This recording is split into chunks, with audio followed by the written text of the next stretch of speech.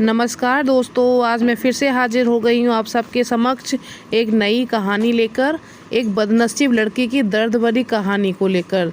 तो आइए चलते हैं, शुरू करते हैं इमोशनल कहानी। यह दर्द भरी कहानी है एक लड़की की, या फिर यूँ कहो तो भी गलत नहीं होगा कि यह कहानी है एक बदनसीब लड़की की। वैसे इस दुनिया में लड़की होना जीवन को काफ़ी कठिन बना देता है, और अब आप देखने में अच्छे ना हो, पढ़ाई लिखाई में भी अच्छे ना हो, तो सोचिए कठिनाई का लेवल क्या होता होगा। संध्या बचपन से ही पढ़ाई लिखाई में कमज़ोर थी। रंग उसका सांवला था, नाक नक्शा भी बाकी लड़कियों की तुलना में इतना खास नहीं था। ऊपर से भगवान ने दांतों की बनावट भी टेढ़ी मेढ़ी दी थी। जब संध्या छोटी थी तो बचपन में स्कूल के बच्चे चिढ़ाते, बड़ी हुई तो गली मोहल्ले के लोग उसे देखकर मुंह फेर लिया करते। कोई भी उसका दोस्त बनने को तैयार न था। उसके रिश्तेदार भी कुछ खास उसे भाव नहीं दिया करते थे। बस एक उसकी माँ ही थी जिसे उसे सूरत या लुक से कोई फ़र्क नहीं पड़ता था। माँ संध्या से और संध्या माँ से बेहद प्यार करती थी। दुनिया भर की आलोचनाओं को सहने की शक्ति थी माँ में। संध्या के लिए जब कोई उसे डफर बोल देता था, जब कोई उसे बदसूरत बोल देता था, तब संध्या को शादी के लिए देखने आए लोग उसे बिना पसंद के लौट जाते थे। यहाँ तक कि जब खुद के पापा ही उसे मनहूस बोल देते थे, तब माँ ही तो थी जो उसे समझाती कि लोगों के बोलने से क्या होता है, तू तो मेरी प्यारी बेटी है। भगवान के लिए इतने सारे अन्यायों के बावजूद संध्या जीना सीख गई थी, बहुत खुश रहना सीख गई थी। जो भी गिने चुने लोग उससे बातें करते, उन्हें हंसाती, उनसे चुटकुले सुनाया करती और उनसे चुटकुले सुना करती थी, और खुद भी ठहाके लगाकर हंसती थी और लोगों को भी हंसाती थी। इसके अलावा एक और बहुत बड़ी खूबी थी संध्या की, उसे खाना बनाने में बहुत मज़ा आता था। और न सिर्फ खाना बनाने में मज़ा आता था, उसका बनाया खाना खाकर लोगों को जो स्वाद आता था वो उनको तृप्त कर जाता था। और यह उसमें अपने आप तो नहीं आया था। दुनिया के ठुकराए जाने के बाद उसने अपना सारा समय खाने की रेसिपीज़ की किताबें, रेडियो शोज़ और टीवी चैनल्स को समर्पित कर दिए थे। संध्या की तारीफ़ तो कोई भी नहीं करता, लेकिन उसके हाथों के बने खाने की तारीफ़ वो हर व्यक्ति करता जो उसे चखता। इस एक गुण की वजह से संध्या अपने आजू बाजू की औरतों में फेमस हो गई थी, क्योंकि जिसे भी खाना पकाना सीखना हो या कुछ नया पकवान बनाना सीखना हो तो वह संध्या के पास आती, और संध्या भी खुशी खुशी उन्हें सब सिखाती।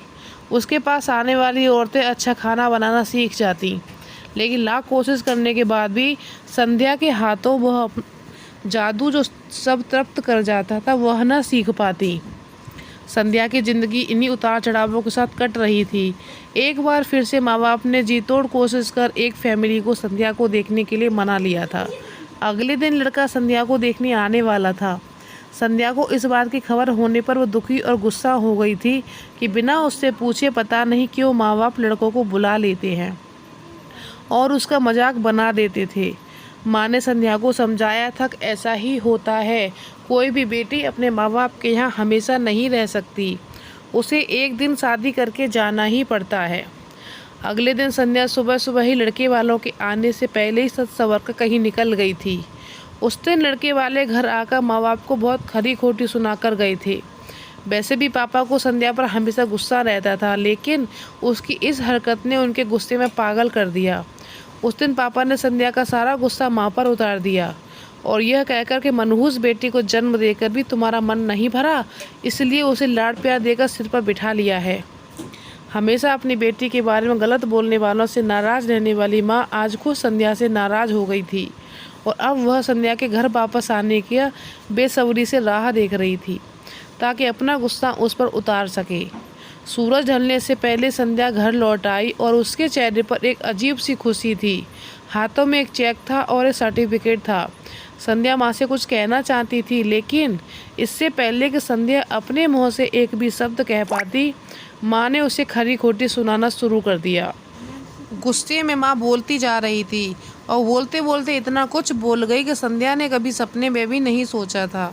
माँ ने कहा, बाकी सभी लोग सही थे, तुम सच में मनहूस हो, तुम्हारी वजह से हर कोई परेशान है। अच्छा होता जो तुम पैदा होते ही मर जाती, एक न दिन यह दिन न देखना पड़ता हमें।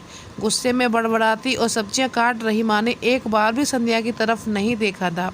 संध्या माँ की बातें किसी पत्थर की मूरत की तरह सुन रही थी। पत्थर की ऐसी मूरत जिसके शरीर में तो जान न हो, लेकिन आंखों में आंसुओं की धारा बह रही थी। संध्या ने माँ से पूछा, माँ क्या सच में तुम चाहती हो कि मैं मर जाऊं? क्या इतनी बुरी हूँ मैं? माँ अभी भी गुस्सा सर पर सवार होने की वजह से माँ ने कह दिया हाँ। बिना एक पल भी सोचे संध्या ने सीधा अपने कमरे में जाकर कमरा अंदर से बंद कर लिया। 1-2 मिनट बाद गुस्सा थोड़ा शांत होने पर माँ को अपनी गलती का एहसास हुआ तो संध्या के रूम की तरफ गई। उन्हें पता चला कि संध्या ने रूम को अंदर से बंद कर लिया है। गुस्से में कुछ कर ना ले इसके लिए माँ तुरंत पापा को इस बात की खबर दी। दोनों ने काफ़ी दरवाज़ा खोलने की कोशिश की लेकिन नाकामयाब रही तो दरवाज़ा तोड़ दिया। अपने स्कार्फ को फांसी का फंदा तैयार कर संध्या पंखे से लटक रही थी। ज़्यादा वक्त नहीं हुआ था, वह सिर्फ बेहोश हुई थी। माँ पापा ने तुरंत उसे पंखे से अलग किया और बेड पे लिटाया। पापा ने तुरंत डॉक्टर को फ़ोन किया। तब माँ का ध्यान बेहोश पड़ी संध्या के हाथ में पड़ी एक चिट्ठी और पास में ही पड़े 5 लाख के चेक और 5 स्टार होटल में शेफ की नौकरी के लिए कन्फर्मेशन लेटर पर पड़ी, जो संध्या अपने साथ लाई थी। माँ और पापा ने ये चिट्ठी खोलकर पढ़ी तो उसने अभी अभी लिखी थी। चिट्ठी कुछ इस प्रकार थी, मम्मी और पापा, मैं जानती हूँ मेरे जन्म से लेकर आज के दिन तक मैंने ऐसा कुछ भी नहीं किया जिस पर आप गर्व कर सकें, लेकिन मैं आपको बताना चाहती थी कि आज मैं खाना पकाने के नेशनल लेवल कंपटीशन जीत चुकी हूँ और ये 5 लाख का चेक मुझे प्रथम स्थान पर आने के लिए मिला था। जजेस को मेरा खाना इतना पसंद आया था कि उन्होंने मुझे एक बहुत बड़े होटल के बतौर मास्टर शेफ़ की नौकरी के लिए कन्फर्मेशन लेटर भी दिया है। पूरी दुनिया मेरे खिलाफ है, मुझे इस बात का कोई फ़र्क नहीं पड़ रहा था। न ही बाबूजी की कड़वी बातें मैंने अपने दिल पर ली थी, क्योंकि मैं जानती थी बाहर से सख्त दिखते मेरे बाबूजी अंदर से तो मुझे बहुत प्यार करते हैं। प्यार ना करते होते तो बिना मांगे मुझे कपड़े, मिठाइयाँ, पटाखे ये सब लाकर ना देते। माँ के प्यार को कोई क्या बयां कर सकता है। मेरी तो माँ मेरे लिए सारी दुनिया थी, पर जब माँ मेरे साथ होती है तो मुझे किसी बात की परवाह नहीं होती। मेरी माँ मेरी थी इसलिए मुझे किसी की और की ज़रूरत नहीं थी।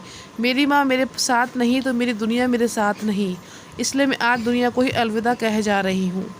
मैं जानती हूँ आपने कभी न कभी भगवान से ये दुआ ज़रूर मांगी होगी कि अगले जन्म मेरे जैसी औलाद ना मिले, लेकिन मैं हमेशा यह प्रार्थना करती थी कि अगले जन्म में तो क्या मेरे हर जन्म में मुझे आप जैसे ही माता पिता मिलें, और आज भी यही प्रार्थना करके इसी भगवान के पास जा रही हूँ।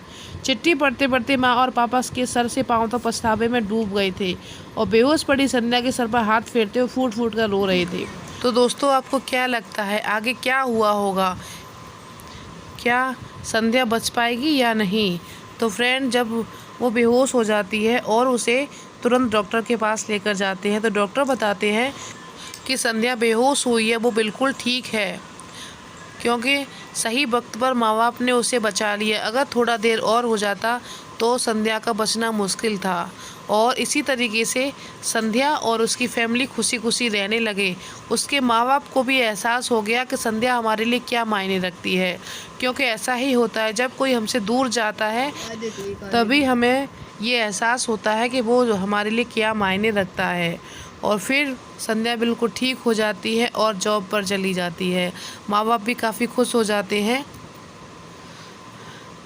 तो फ्रेंड, इसी तरीके से हमें बाहरी लुक्स को ज़्यादा मायने नहीं देने चाहिए। हमें हमेशा अंदर की खूबसूरती देखनी चाहिए कि अंदर से वो कितना खूबसूरत है, उसकी खूबसूरती हमेशा बरकरार रहती है अंदर की। तो आपको मेरी कहानी कैसी लगी मुझे कमेंट में बताइएगा। मिलेंगे आपको अपनी अगली कहानी में।